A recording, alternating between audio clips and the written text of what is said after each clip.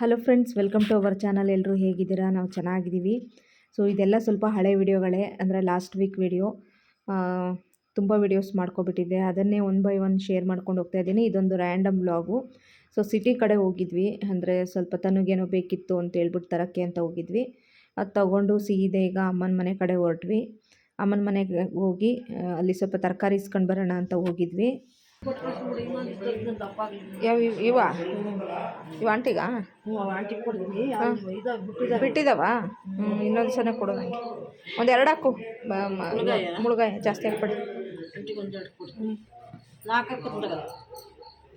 ಸಾಕು ಸಾಕು ಸಾಕು.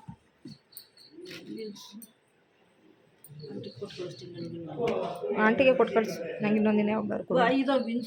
ಇದಾವ?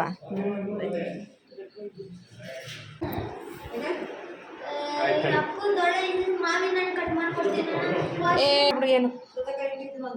ಹಾಂ, ಸೌತೆಕಾಯಿ ಎಲ್ಲದು? ಹೌದಾ? ಹ್ಞೂ, ಹೌದಾ, ಸರಿ ಆಯ್ತು, ಬರಲಾ? ತಿನ್ಬೇಕಾರೆ ಅಂದರೆ ಅಲ್ಲಿ ಮಗು ಟೈಮ್ ಆಗುತ್ತಂತ ಬಂದ್ವಪ್ಪ ಫ್ರೆಂಡ್ಸ್. ಇಷ್ಟು ಮಾವಿನ ಹಣ್ಣು ಇಲ್ಲಿ ನೋಡಿ, ನೋಡಿ ಇಷ್ಟು ಮಾವಿನ ಹಣ್ಣು. ಮನೆ ಚೆನ್ನಾಗಿ ಹಣ್ಣಾಗ್ಬಿಟ್ಟಿದ್ದಾವೆ ಮನೆ. ಇಲ್ಲಿ ನೋಡಿ, ಇದೆಲ್ಲ ಹಣ್ಣಾಗ್ಬಿಟ್ಟಿದೆ ಚೆನ್ನಾಗಿ. ಇದೆಲ್ಲ ನಮ್ಮ ಆಂಟಿ ಮನೆಯದು, ನಮ್ಮ ಅಣ್ಣಾಂಟಿ ಮನೆಯದು ಮಾವಿನ ಹಣ್ಣು. ಅವ್ರ ಮನೆ ತೋಟದಲ್ಲೇ ಬೆಳೆದಿರೋದು. ಇಷ್ಟು ಬೆಳೆದಿದೆ. ಓ ಮನೆ ತುಂಬ ತುಂಬ ಹಣ್ಣಾಗ್ಬಿಟ್ಟಿದೆ ಮನೆ. ಈಗಲೇ ಕುಯ್ಬೇಕು ಅವನ್ನ, ಈಗಲೇ ಕುಯ್ಯೋ ಥರ ಇದೆ. ಎರಡು ಥರ ಹಣ್ಣಿದೆ ಮನೆ.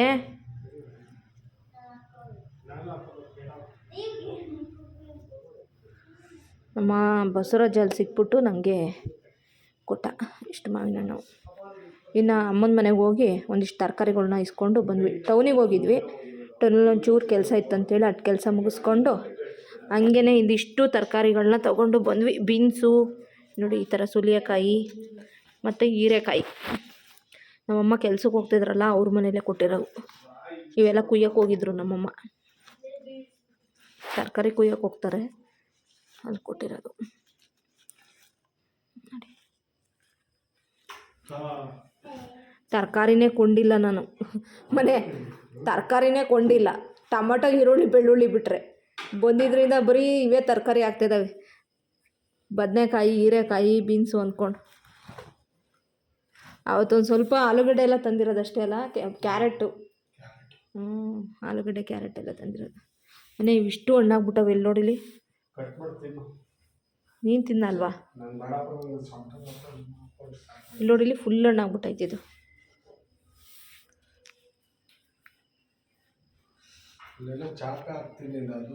ಚಾಪೆ ಎಲ್ಲ ಇದೆ ನೋಡಿ, ಒಳಗೆ ತರಗು ಇಲ್ಲಿ ಹೇಳ್ತೀನಿ.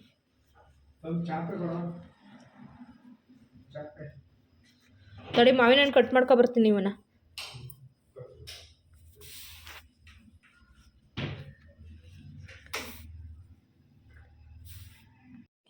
ನಾಳೆ ಸ್ಕೂಲ್ ಇದೆ ನನಗೆ. ಏನಾಗಲ್ಲ, ತಿನ್ನು. ತುಂಬ ಒಂದು ಮಾವಿನ ಹಣ್ಣು ತಿಂದಂಗೆ ಲೆಕ್ಕ ಅದು. ಒಂದು ಮಾವಿನ ಹಣ್ಣು ಲೆಕ್ಕ. ಇದು ಅಪ್ಪಕ್ಕೆ ಕೊಡ್ತೀನಿ. ಅಪ್ಪ ನಾನು ತಿಂತೀವಿ ಇದನ್ನು. ತಿಂತೀವಿ ಅಲ್ಲೇ ಕೂತ್ಕೊಂಡು, ನಾವು ಹೊರಗಡೆ ತಿಂತೀವಿ. ಹಲೋ ಮಿಸ್ಟರ್ ಮುರಳಿ ಅವರೇ,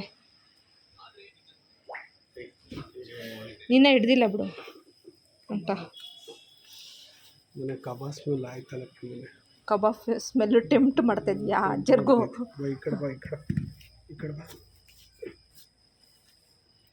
ಬೇಬಿನೂ ಬರ್ತಾ ಇಲ್ಲಿಗೆ. ಬೇಬಿ ಲೂಸ್ ಮೋಷನ್ ಆಗುತ್ತೆ ಅಂತ ಇದೆ, ಆದರೆ ಆಗುತ್ತೆ ಬಿಡು. ಅಲ್ಲ, ಅವ್ನಿಗೆ ಏರಿ ಕೊಟ್ಟಿಲ್ಲ, ಅವ್ನು ಓದ್ಕೋಬೇಕು, ಟೈಮ್ ಎಷ್ಟಾಗಲ್ಲ.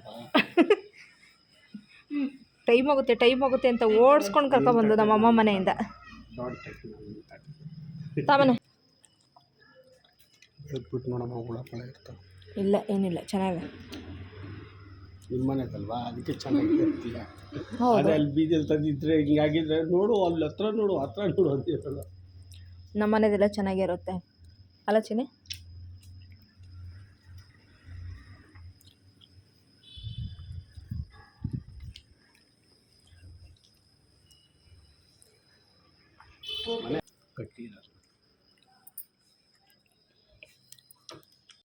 ಇದು next day vlog. Next day ಬೆಳಗ್ಗೆನೇ ಪಲಾವ್ ಮಾಡಿದ್ದೆ. ಪಲಾವ್ ಮತ್ತು ಮೊಸರು ಬಜ್ಜಿ ಮಾಡಿದ್ದೆ. ತನುಗೆ ಈಗ ಲಂಚ್ ಬಾಕ್ಸಿಗೆಲ್ಲ ಹಾಕಿ ಅವಳನ್ನ ಕಾಲೇಜಿಗೆ ಕಳಿಸಿದ್ದಾಯಿತು. ಇವಾಗ ನಾವು ತಿನ್ನಬೇಕಿತ್ತು. ನಾನು ತಿನ್ನೋದಕ್ಕಿಂತ ಮುಂಚೆ ಸ್ವಲ್ಪ ಫ್ರೂಟ್ಸ್ ಇತ್ತು ಮನೆಯಲ್ಲಿ. ಪಪಾಯ ಇತ್ತು, ಕಲ್ಲಂಗಡಿ ಇತ್ತು. ಸೊ ಹಂಗಾಗಿ ಪಪಾಯ ಕಲ್ಲಂಗಡಿ ಎರಡೂ ಕೂಡ ಈಗ ನನ್ನ ಹಸ್ಬೆಂಡೇ ಕಟ್ ಮಾಡಿ ಕೊಟ್ಟರು ತಿನ್ನು ಅಂತೇಳಿ. ಬೆಳಗ್ಗೆನೇ ಫಸ್ಟ್ ಈಗ ಪಪಾಯ ಮತ್ತು ಕಲ್ಲಂಗಡಿ ತಿಂತಾಯಿದ್ದೀನಿ.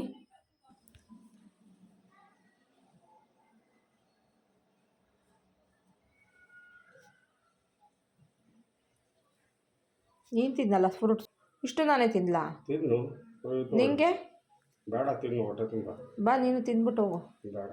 ಖಾಲಿ ಆದರೂ ನಾನು ಜವಾಬ್ದಾರಿ ಎಲ್ಲ. ಅಕಸ್ಮಾತ್ ಉಳಿದ್ರೆ ತಿನ್ನು. ಅಯ್ಯೋ ತಿನ್ನೆ.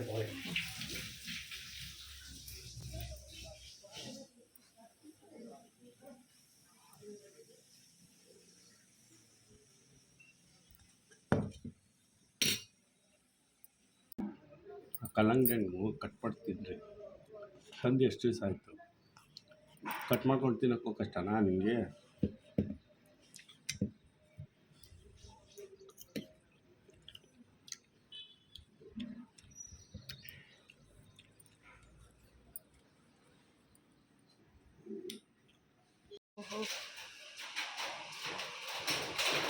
ಮಳೆ ಶುರುವಾಗಿ ಬಿಡ್ತಲ್ಲ.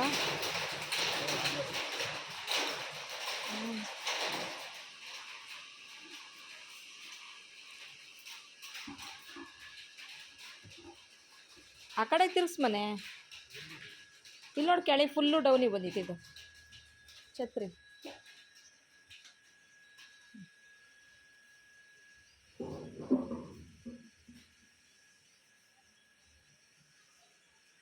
ಮನೆ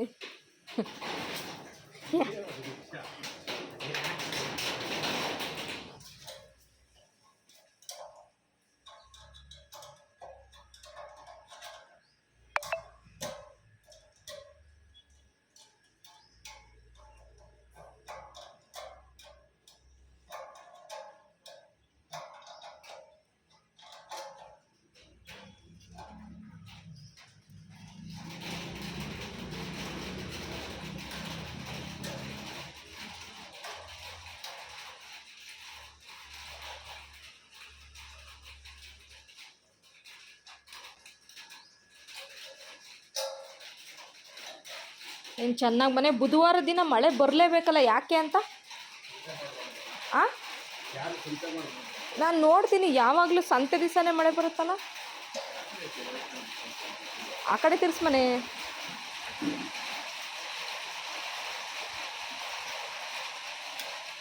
ಈ ಯಾರು ಈ ಬಿಲ್ಡಿಂಗಲ್ಲೆಲ್ಲ ಛತ್ರಿನೇ ಹಾಕ್ಸಿಲ್ಲ. ಇಲ್ಲಿ ಯಾರು ಹಾಕ್ಸಿಲ್ಲ, ಈ ಬಿಲ್ಡಿಂಗಲ್ಲಿ ಮಾತ್ರ ಇದೆ. ಹಾಂ ಏನ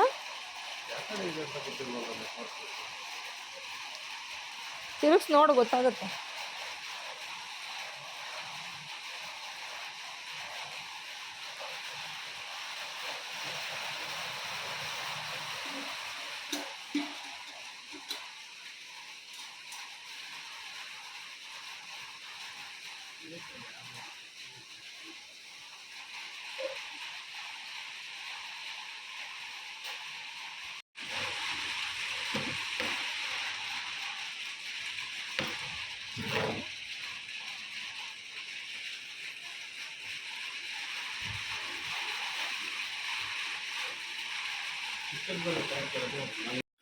ಫ್ರೆಂಡ್ಸ್, ಇದು ಅದರ ನೆಕ್ಸ್ಟ್ ಡೇ ವ್ಲಾಗು. ಬೆಳಗ್ಗೆನೇ ಇಡ್ಲಿ ಮತ್ತು ಚಟ್ನಿ ಮಾಡಿದ್ದೀನಿ. ಹಾಗೆಯೇ ಸಾಂಬಾರು ಕೂಡ ಮಾಡಿದ್ದೆ, ತರಕಾರಿ ಸಾಂಬಾರು. ಸೊ ತರಕಾರಿ ಸಾಂಬಾರು ಮತ್ತು ಇಡ್ಲಿ ಚಟ್ನಿ ಎರಡೂ ಹಾಕ್ಕೊಂಡು ಇವಾಗ ಬೆಳಗ್ಗೆನೇ ಬ್ರೇಕ್ಫಾಸ್ಟ್ ಮಾಡ್ತಾಯಿದ್ದೀನಿ. ನನ್ನ ಹಸ್ಬೆಂಡ್ ಕೂಡ ತಿಂದ್ಕೊಂಡು ಅವರು ಡ್ಯೂಟಿಗೆ ಹೋಗಿದ್ದರು. ಹಾಗೆ ತನಗೂ ಲಂಚ್ ಬಾಕ್ಸಿಗೆಲ್ಲ ಹಾಕಿ ತಿನ್ನಿಸಿ ಅವಳನ್ನು ಕೂಡ ಕಾಲೇಜಿಗೆ ಕಳಿಸಿದ್ದಾಗಿತ್ತು. ಇವಾಗ ನಾನು ಹಾಕ್ಕೊಂಡು ತಿಂತಾಯಿದ್ದೀನಿ. ಹಾಗೆ ಇಡ್ಲಿದು ಮೆಷರ್ಮೆಂಟು ಕೇಳಿದ್ರಿ. ನಾನು ಆಲ್ರೆಡಿ ನನ್ನ ಚಾನಲಲ್ಲಿ, ನನ್ನ ಸಿಂಪಲ್ ಲೈಫ್ ಕನ್ನಡ ಬ್ಲಾಗ್ ಚಾನಲಲ್ಲೇ ನಾನು ರೇಷನ್ ಅಕ್ಕಿ ಇಡ್ಲಿ ಅಂತೇಳ್ಬಿಟ್ಟು ವೀಡಿಯೋ ಹಾಕಿದ್ದೀನಿ. ಮೃದುವಾದ ರೇಷನ್ ಅಕ್ಕಿ ಇಡ್ಲಿ ಅಂತ. ನೀವು ರೇಷನ್ ಅಕ್ಕಿ ಇಡ್ಲಿ ಅಂತ ಹೇಳಿ ಹೊಡೆದ್ರೇ ನಿಮಗೆ ಅಲ್ಲೇ ಸಿಗುತ್ತೆ. ಅದರಲ್ಲೇ ನೀವು ಮೆಜರ್ಮೆಂಟ್ ನೋಡ್ಬೋದು. ತುಂಬ ಚೆನ್ನಾಗಿ ಬರುತ್ತೆ ರೇಷನ್ ಅಕ್ಕಿಯಿಂದ ಮಾಡೋ ಇಡ್ಲಿ. ನೋಡಿ, ತುಂಬ ಸಾಫ್ಟಾಗಿ ಬಂದಿತ್ತು. ಚಟ್ನಿ ಮತ್ತು ಸಾಂಬಾರು ಕಾಂಬಿನೇಷನಲ್ಲಿ ಇಡ್ಲಿ ತಿಂತಾಯಿದ್ದೀನಿ. ಇವತ್ತು ವಾತಾವರಣ ಅಂತೂ ಹಿಂಗಿದೆ, ಸ್ವಲ್ಪ ಮೋಡ ಆಗಿರೋ ಥರ ಇದೆ. ನಿಮ್ಗೆ ಅಷ್ಟೊಂದು ಫೋನಲ್ಲಿ ಚೆನ್ನಾಗಿ ಕಾಣ್ತಾ ಇಲ್ಲ. ಬೆಳಗ್ಗೆಯಿಂದ ಇದೇ ಥರ ಇದೆ, ಒಂಚೂರು ಬಿಸಿಲಿಲ್ಲ ಇವತ್ತು. ಬೆಳಗ್ಗೆ ಸ್ವಲ್ಪ ಮಳೆ ಕೂಡ ಬಂದು ನಿಂತೋಯ್ತು. ನೋಡಿ ವಾತಾವರಣ ಹಿಂಗಿದೆ. ಚೂರು ಹಂಗೆ ಮಳೆ ಉದುರು ಬಿಟ್ಟು ಹೋಯ್ತು. ಮೋಸ್ಟ್ಲಿ ಸಂಜೆ ಅಷ್ಟೊತ್ತಿಗೆ ಮಳೆ ಬರುತ್ತೋ ಏನೋ. ಒಂದು 2-3 ದಿನದಿಂದ ಅಷ್ಟೊಂದು ಮಳೆ ಇಲ್ಲ. ಅಂದರೆ ಈ ವೀಕೆಲ್ಲ ಅಷ್ಟೊಂದು ಮಳೆ ಬಂದಿಲ್ಲ. ಚೂರು ಉದ್ರಿ ಹೋಗ್ತಾ ಇದೆ. ಜೋರು ಮಳೆ ಅಂತೇನೂ ಬಂದಿಲ್ಲ. ನೋಡ್ಬೇಕು ಇವತ್ತು ಬರುತ್ತೇನೋ.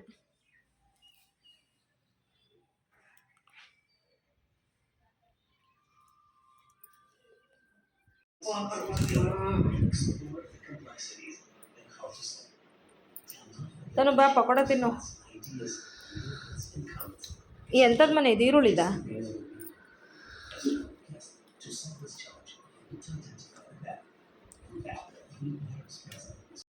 ಫ್ರೆಂಡ್ಸ್, ಇದು ಸೋಮವಾರ ದಿನ ಬ್ಲಾಗು. ಸೋಮವಾರ ತನಗೆ ಮಧ್ಯಾಹ್ನಕ್ಕೆ ಅಂದರೆ ಹಾಫ್ ಡೇಗೆ ಕಾಲೇಜ್ ಬಿಟ್ಟಿದ್ರು, ಓದ್ಕೊಳ್ಳೋದಕ್ಕೆ ಅಂತ ಹೇಳ್ಬಿಟ್ಟು ಕಾಲೇಜ್ ಬಿಟ್ಟಿದ್ರು. ಅವಳಿಗೆ ಸೋಮವಾರ ಇಂದ ಒಂದು ಎಕ್ಸಾಮ್ ಥರ, ಅಂದರೆ ನೀಟ್ ಎಕ್ಸಾಮ್ ಯಾವ ರೀತಿ ಇರುತ್ತೆ ಆ ಥರದ್ದೊಂದು ನೀಟ್ ಎಕ್ಸಾಮ್ ಥರದ್ದೇ ಕಾಲೇಜಲ್ಲಿ ಮಾಡಿದರು.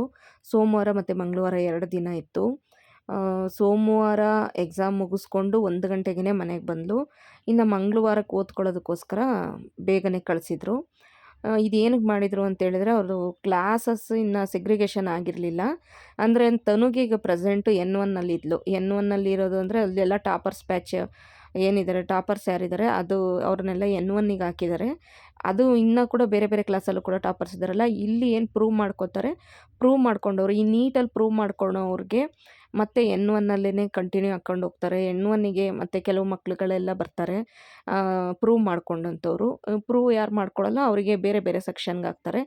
ನೀಟ್ ಕೋಚಿಂಗಿಗೆ ಕೂಡ ಅವ್ರಿಗೆ ಎಕ್ಸ್ಟ್ರಾ ನೀಟ್ ಕೋಚಿಂಗೆಲ್ಲ ಸಿಗುತ್ತೆ. ಸೊ ಹಂಗಾಗಿ ಈ ಥರ ಮಾಡಿದರು. ಚೆನ್ನಾಗಿ ಕಾಲೇಜಲ್ಲಿ ತುಂಬಾ ಚೆನ್ನಾಗಿ ಲೆಸನ್ಸ್ ಎಲ್ಲ ಮಾಡ್ತಾರೆ. ಈಗ ಏನೆಲ್ಲ ಲೆಸನ್ಸ್ ಮಾಡಿದ್ದಾರೆ ಅದರ ಜೊತೆಗೆ ಒಂದಷ್ಟು ಜನರಲ್ ಕ್ವಶನ್ಸು, ಹಾಗೆ ಪದೇ ಪದೇ ಈಗ ನೀಟ್ ಎಕ್ಸಾಮ್ ಟೈಪಲ್ಲೇ ಕೊಡೋದ್ರಿಂದ ಅವರಿಗೆ ಮುಂದೆ ಅವರಿಗೆ ಅನುಕೂಲ ಆಗುತ್ತೆ. ಯಾವ ರೀತಿ ನಾವು ಟೈಮಿಂಗ್ಸ್ ಮೇಂಟೈನ್ ಮಾಡಬೇಕು, ಯಾವ ರೀತಿ ನಾವು ನೀಟಿಗೆ ಪ್ರಿಪೇರ್ ಆಗಬೇಕು ಅನ್ನೋದನ್ನೆಲ್ಲ ಅವರಿಗೆ ಒಂಥರ ಟ್ರಯಲ್ ಥರ ಎಲ್ಲ ಮಾಡಿಸ್ತಾ ಇದ್ದಾರೆ. ಚೆನ್ನಾಗಿ ಅನ್ನಿಸ್ತು, ನಂಗೆ ತುಂಬ ಖುಷಿಯಾಯಿತು. ತನೂ ಕೂಡ ತುಂಬ ಚೆನ್ನಾಗಿ ಮಾಡಿದ್ದಾಳೆ. ಸುಮಾರು ಒಂದು 4 ಸಬ್ಜೆಕ್ಟಲ್ಲಿ 2ರಲ್ಲೂ ಕೂಡ ಔಟ್ ತೆಗೆದಿದ್ಲು. ಇನ್ನೆರಡರಲ್ಲಿ ಒಂದೊಂದು ಮಾರ್ಕ್ಸ್ ಮಾತ್ರ ಕಡಿಮೆ ಆಗಿತ್ತು. ಒಂದರಲ್ಲಿ 1 ಮಾರ್ಕ್ಸು, ಒಂದರಲ್ಲಿ 2 ಮಾರ್ಕ್ಸ್ ಕಡಿಮೆ ಆಗಿತ್ತು. ಖುಷಿಯಾಗೋಯ್ತು ನನಗೆ ಚೆನ್ನಾಗಿ ಮಾಡಿದ್ದಾಳೆ ಅಂತ. ಸೊ ಹಾಗೇ ಹೊರಗಡೆ ಹೋಗಿ ಸ್ವಲ್ಪ ಅವಳಿಗೆ ಇಂದು ನಮ್ಮದು ಒಂದು ಸ್ವಲ್ಪ ರೇಷನ್ ಕಾರ್ಡ್ ಪ್ರಾಬ್ಲಮ್ ಇತ್ತು. ತನ್ನದು ಇನ್ನೊಂಚೂರು ನೇಮ್ ಇದಾಗಿತ್ತು, ಒಂದು ಎಂಟ್ರಿ ಆಗಬೇಕಿತ್ತು. ಅದೊಂದು ಸ್ವಲ್ಪ ಮಾಡಿಸೋಣ ಅಂತ ಹೋದ್ವಿ. ಅದು ಕೂಡ ಆಗಲಿಲ್ಲ. ಯಾಕಂದರೆ ಇದು ಸಿಕ್ಕಲಿಲ್ಲ, ಎಂಥದ್ದು ಸರ್ವರ್ ಸಿಕ್ಕಲಿಲ್ಲ. ಹಂಗಾಗಿ ಅಲ್ಲಿಂದ ಹೋಗಿ ಬಂದು ಮತ್ತು ಸ್ವಲ್ಪ ಪೂಜೆ ಐಟಮ್ಸ್ ಎಲ್ಲ ತರಬೇಕಿತ್ತು. ಆ ಪೂಜೆ ಐಟಮ್ಸ್ಗಳನ್ನೆಲ್ಲ ತೊಗೊಂಬಂದು ಎಲ್ಲ ದೀಪ ಇದು ಏನು ಎಲ್ಲ ತೊಳೆದು ರೆಡಿ ಮಾಡೋಗಿದೆ. ಬಟ್ ಸ್ವಲ್ಪ ಪೂಜೆಗೆ ಬೇಕಾದಂಥ ಐಟಮ್ಸ್ಗಳನ್ನೆಲ್ಲ ತರಬೇಕಿತ್ತು. ಹಾಗಾಗಿ ಆ ಕೆಲಸನ ಮುಗಿಸ್ಕೊಂಡು ನಾವು 3 ಗಂಟೆ ಟೈಮಲ್ಲಿ ಮನೆಯಿಂದ ಹೊರಟ್ವಿ. ಬಟ್ ಅದೇನೋ ಸರ್ವರ್ ಪ್ರಾಬ್ಲಮಿಂದ ಆ ಕೆಲಸ ಆಗಲೇ ಇಲ್ಲ. ಇನ್ನು ಪೂಜೆ ಐಟಮ್ಸ್ ಎಲ್ಲ ತೊಗೊಂಡು ತನುಗೆ ಪಾನಿಪುರಿ ಕೇಳಿದ್ಲು, ಒಂದು ಪಾನಿಪುರಿ ಕೂಡ ಕೊಡಿಸ್ಬಿಟ್ಟು ಹಂಗೇ ಸೀದಾ ಮನೆಗೆ ಬಂದ್ವಿ. ಮನೆಗೆ ಬಂದು ಇವಾಗ ಪೂಜೆ ಕೆಲಸ ಏನಿದೆ ಅದನ್ನು ಮಾಡ್ತಾಯಿದ್ದೀನಿ. ಹಾಗೆ ತನು ಕೂಡ ಅವಳ ಪಾಡುಗಳು ಓದ್ಕೊಳ್ತಾ ಕೂತಿದ್ಲು. ಅಂದರೆ ನಾಳೆ ಎಕ್ಸಾಮ್ ಏನಿತ್ತು ಅದಕ್ಕೆ ಪ್ರಿಪೇರ್ ಆಗ್ತಾಯಿದ್ಲು. ತುಂಬ ಸ್ಟ್ರಿಕ್ಟಾಗಿ ತುಂಬ ಚೆನ್ನಾಗಿ ಎಕ್ಸಾಮ್ ಮಾಡಿದ್ರು ಅಂತ ಅಂದ್ಲು. ಖುಷಿ ಆಯಿತು. ಹಾಗೆ ರಿಸಲ್ಟ್ ಕೂಡ ಬಂತು ಅದ್ರದ್ದು ಎಕ್ಸಾಮ್ದು. ಇನ್ನು ಸೆಗ್ರಿಗೇಷನ್ ಮಾಡೋದಿದೆ, ಅದು ನೆಕ್ಸ್ಟ್ ಮಂಡೇ ಅಷ್ಟೊತ್ತಿಗೆ ಸೆಗ್ರಿಗೇಷನ್ ಮಾಡ್ತಾರೆ ಅಂತ ಹೇಳಿದಾಳೆ. ನೋಡಬೇಕು ಇನ್ನು ಯಾವ ಥರ ಮಾಡ್ತಾರೆ ಏನು ಅನ್ನೋದನ್ನು ನೋಡಬೇಕು.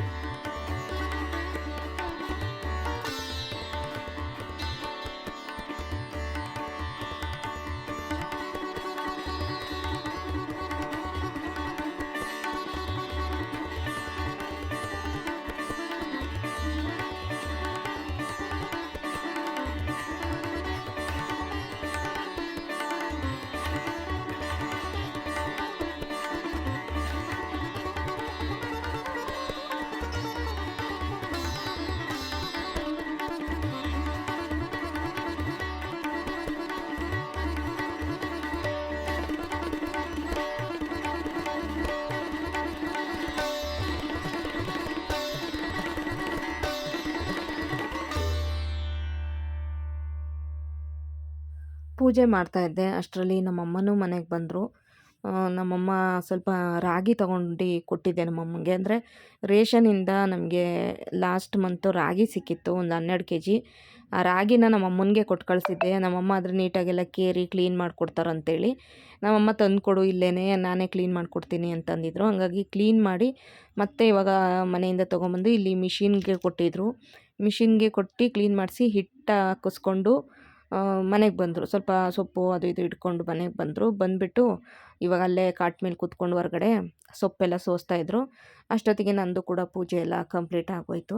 ಇನ್ನು ನಮ್ಮಮ್ಮ ಬೇರೆ ಬಂದಿದ್ರಲ್ವ, ಸ್ವಲ್ಪ ನಮ್ಮಮ್ಮಗೆ ಒಂದು ಸ್ವಲ್ಪ ಕಾಫಿ ಗಿಫಿ ಮಾಡಿ ನಾವು ಕಾಫಿ ಮಾಡಿಕೊಂಡು ಇವಾಗ ಕುಡಿಯೋಣ ಅಂತೇಳ್ಬಿಟ್ಟು ಇವಾಗ ಕಾಫಿ ಮಾಡೋದಕ್ಕೆ ಇಡ್ತಾಯಿದ್ದೀನಿ. ಸೊಪ್ಪೆಲ್ಲಿ ಸೊಪ್ಪು ಇಟ್ಟಿದ್ದೀನಿ ತರಕಾರಿಗಳಲ್ಲಿ, ತರಕಾರಿ ಇಟ್ಟಿದ್ದೀನಿ ಅದರೊಳಗೆ. ಏನು ಇಟ್ಟಿನಿ? ಸೋಸಾಯ್ತಾ? ಸೊಪ್ಪೆಲ್ಲ ಸೋಸಿದ್ದೀನಿ. ಮಿಕ್ಸ್ ಸೊಪ್ಪಾ? ಪಲ್ಯ ಮಾಡ್ಕೊಂತೀನಿ ಹೋಗ್ಬಿಟ್ಟು. ಈಗ ಬೆಳಗಿನ ಕಾಳ ಅಂತ ಹಸಿರು ಮೆಣಸಿನ್ಕಾಯಿ ಖಾರ ಇಲ್ಲಲ್ಲ ಇವು? ಏನೋ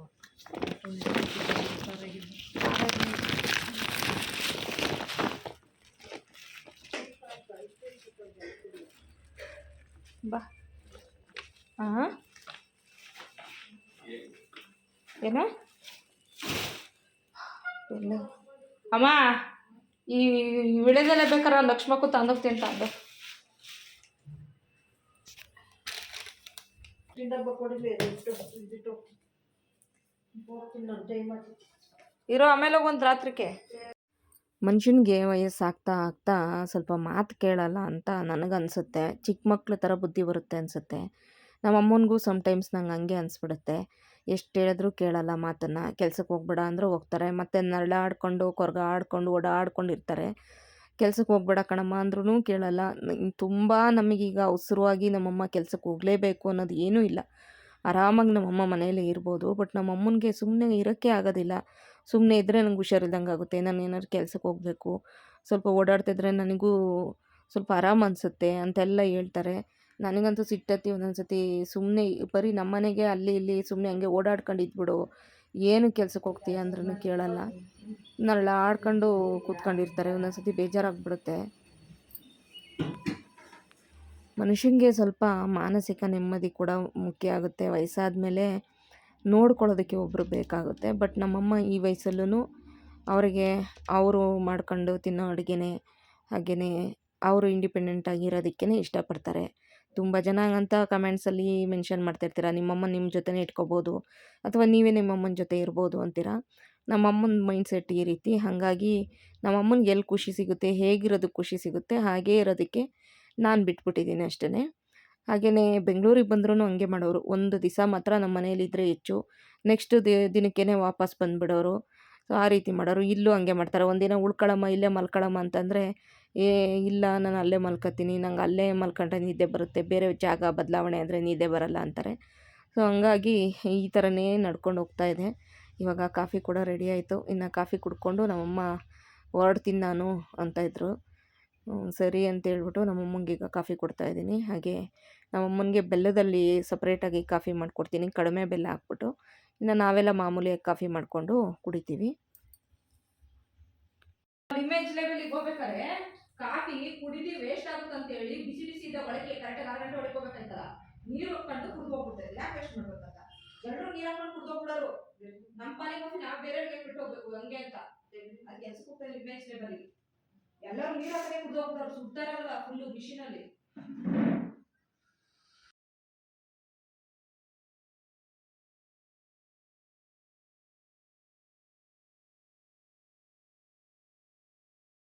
ನಮ್ಮ ಅಮ್ಮಂಗೆ ಮಾಡ್ಕೊಟ್ಟಿದ್ದು ಕಾಫಿ ಫುಲ್ಲು ಸಪ್ಪೆ ಮಾಡಿಬಿಟ್ಟಿದೆ. ಹಾಗೆ ನನ್ನ ಹಸ್ಬೆಂಡಿಗೆ ಸ್ವಲ್ಪ ಸಕ್ಕರೆ ಹಾಕ್ತೆ, ಒಂಚೂರು ಜಾಸ್ತಿನೇ ಸ್ವೀಟ್ ಆಗಿಬಿಟ್ಟಿತ್ತು.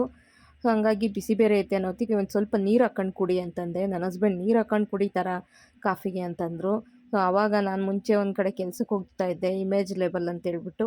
ಸೊ ಅಲ್ಲಿ ಬೆಳಗ್ಗೆ 6 ಗಂಟೆಗೆ ಹೋಗಬೇಕಿತ್ತು. ನಾವು ನಂದು 4:15 4:45 ಕೆಲಸಗಳಾಗಿ ತಿಂಡಿ ಗಿಂಡಿ ಎಲ್ಲ ಮಾಡಿಟ್ಬಿಟ್ಟು 6 ಗಂಟೆ ಬೆಳಗ್ಗೆ 6 ಗಂಟೆ ಕೆಲ್ಸಕ್ಕೆ ಹೋಗಬೇಕಿತ್ತು. ಆವಾಗ ಅಲ್ಲಿ ಕಾಫಿ ಇಟ್ಟಿರೋರು. ಕಾಫಿ ಬಿಸಿ ಬಿಸಿ ಇರುತ್ತಲ್ವ, ಕಾಫಿ ಕುಡಿಬೇಕು ಅಂತೇಳಿ ನೀರು ಹಾಕ್ಕೊಂಡು ಕುಡ್ಕೊಂಡು ಎಲ್ಲರೂ ಹಂಗೆ ಹೋಗೋರು. ನಾನು ಅಲ್ಲಿ ನೋಡ್ಬಿಟ್ಟು ನೀರು ಹಾಕೊಂಡೇ ಕುಡಿದ್ಬಿಟ್ಟು ಹೋಗ್ತಾಯಿದ್ದೆ. ಅದು ಜ್ಞಾಪಕಕ್ಕೆ ಬಂತು. ಅದನ್ನೇ ನನ್ನ ಹಸ್ಬೆಂಡ್ಗೆ ಹೇಳ್ತಿದ್ದೆ, ನಾವು ಹಿಂಗೆ ಮಾಡ್ತಾಯಿದ್ದು, ನೀರು ಹಾಕೊಂಡು ಕುಡಿದ್ರೆ ಏನೂ ಆಗೋಲ್ಲ, ಒಂಚೂರು ನೀರು ಹಾಕೊಂಡು ಕುಡಿ ಅಂತ ಹೇಳ್ಬಿಟ್ಟು ನನ್ನ ತಪ್ಪುಗಳನ್ನ ನಾನು ಮುಚ್ಕೊಳ್ಬೇಕಾದ್ರೆ ಏನಾದರೂ ಒಂದು ಸಬೂಬು ಬೀಳಬೇಕಾಗುತ್ತೆ ಅಂತ ಹೇಳ್ಬಿಟ್ಟು ಈ ರೀತಿ ಹೇಳ್ತಾ ಇದ್ದೆ. ಸೊ ಹೀಗೆ ಇವತ್ತಿನ ಡೇ ಅಂತೂ ಈಗ ಹೋಯ್ತು. ಇವತ್ತಿನ ವ್ಲಾಗ್ ನಿಮಗೆ ಇಷ್ಟ ಆಗಿದೆ ಅಂತಲೇ ಭಾವಿಸ್ತೀನಿ. ಇಷ್ಟ ಆಗಿದರೆ ಪ್ಲೀಸ್ ಈ ವ್ಲಾಗ್ ಒಂದು ಲೈಕ್ ಮಾಡಿ, ಹಾಗೆ ಫಸ್ಟ್ ಟೈಮ್ ನನ್ನ ಚಾನಲ್ನ ನೋಡ್ತಾ ಇರೋರು ಸಬ್ಸ್ಕ್ರೈಬ್ ಮಾಡ್ಕೊಳ್ಳಿ. ಮತ್ತೆ ಮುಂದಿನ ವ್ಲಾಗಲ್ಲಿ ಸಿಗ್ತೀನಿ. Thank you for watching. Bye, take care.